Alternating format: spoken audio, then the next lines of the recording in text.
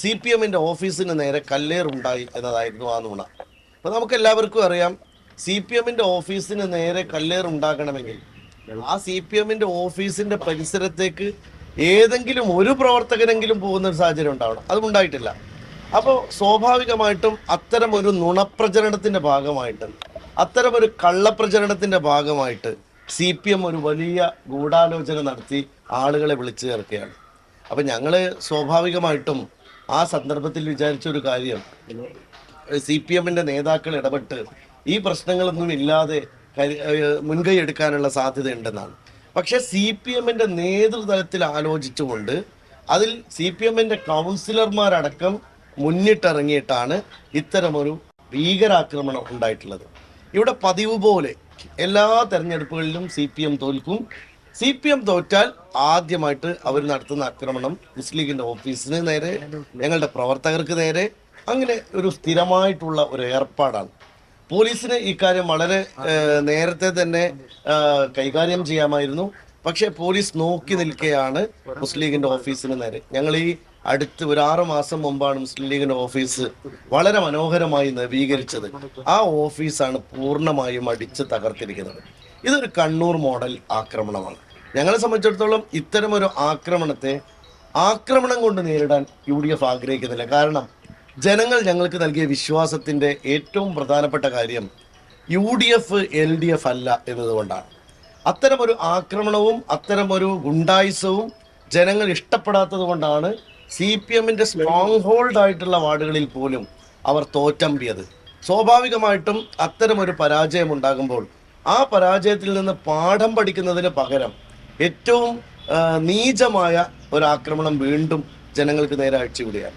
അപ്പോൾ രാത്രി UDF മുഴുവൻ നേതാക്കന്മാരും രാത്രി തന്നെ ഞങ്ങളുടെ പ്രവർത്തകരോടൊപ്പം ഞങ്ങളുടെ പ്രതിഷേധ സമരവുമായി തെരുവിലിറങ്ങി നട്ടപ്പാതിര വരെയും ആ സമരം തുടർന്നു. സമരത്തിൽ ഞങ്ങൾ വളരെ കൃത്യമായി മുന്നോട്ട് വെച്ചൊരു കാര്യം, പ്രതികളെ പിടിക്കാതെ ഞങ്ങൾ ഒരു കാരണവശാലും പിരിഞ്ഞു പോകുന്ന പ്രശ്നമേ ഇല്ല എന്നായിരുന്നു പറഞ്ഞത്.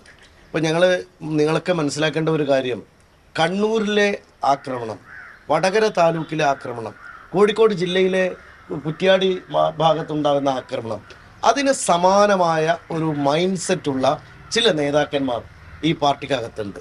അതുകൊണ്ട് CPM നേതാക്കന്മാർ വളരെ ഗൗരവത്തോടെ ആലോചിക്കേണ്ട കാര്യം, നിങ്ങൾക്ക് ഇത്തരത്തിൽ ജനപിന്തുണ നഷ്ടപ്പെട്ടിട്ടും അത് തിരിച്ചറിയാൻ നിങ്ങൾക്ക് സാധിക്കുന്നില്ലെങ്കിൽ അത് നിങ്ങളുടെ വലിയ പരാജയമാണ്. അപ്പോൾ സ്വാഭാവികമായിട്ടും ഞങ്ങൾ ഈ പ്രശ്നത്തെ ഗൗരവമായി തന്നെ കണ്ടു. മാത്രമല്ല, ഇതിലെ വേറൊരു പ്രധാനപ്പെട്ട കാര്യം, രാത്രി പോലീസ് വളരെ കൃത്യമായിട്ട് തന്നെ പോലീസ് ഇതിൽ ഇടപെടണമെന്ന് നമ്മൾ പറഞ്ഞു. ഞങ്ങൾ വളരെ സന്തോഷപൂർവ്വം ഒരു കാര്യം പറയുന്നു, പെരിന്തൽമണ്ണയിലെ പോലീസ് പ്രത്യേകിച്ച് DYSPയുടെ നേതൃത്വത്തിൽ തന്നെ വളരെ ക്രമസമാധാന പാലനത്തിന് വേണ്ടി രംഗത്തിറങ്ങി രാത്രിക്ക് രാത്രി പ്രതികളെ പിടികൂടുന്നതിൽ വലിയൊരു വിജയം പോലീസിനുണ്ടായിട്ടുണ്ട്. അത് ആശ്വാസകരമാണ്. നമ്മളെ സംബന്ധിച്ചിടത്തോളം ഞങ്ങൾ ഇന്നലെ രാത്രി പ്രതികളെ പിടികൂടാത്ത ഒരു സാഹചര്യം ഉണ്ടായപ്പോൾ സ്വാഭാവികമായും പോലീസിൻ്റെ ഭാഗത്ത് നിന്ന് വലിയ വീഴ്ച ഉണ്ടായി എന്ന ബോധ്യത്തിൽ ഇത് തീർച്ചയായിട്ടും ജനങ്ങളുടെ ഒരു പ്രശ്നം എന്ന നിലയിൽ തന്നെ ഉയർത്തിക്കൊണ്ടുവരാനാണ് ഞങ്ങൾ ആഗ്രഹിച്ചത്. അപ്പോൾ സ്വാഭാവികമായിട്ടും ആ ഒരു പശ്ചാത്തലത്തിൽ, അത്ര വൈകാരികമായ പശ്ചാത്തലമായിരുന്നു. നിങ്ങൾ മനസ്സിലാക്കേണ്ടത്, ആ സന്ദർഭത്തിൽ ഒരു ആക്രമണത്തിന് നമ്മൾ തുനിയുകയാണെങ്കിൽ വളരെ എളുപ്പത്തിൽ ഞങ്ങൾക്ക് ആക്രമണം അയച്ചുവിടാമായിരുന്നു.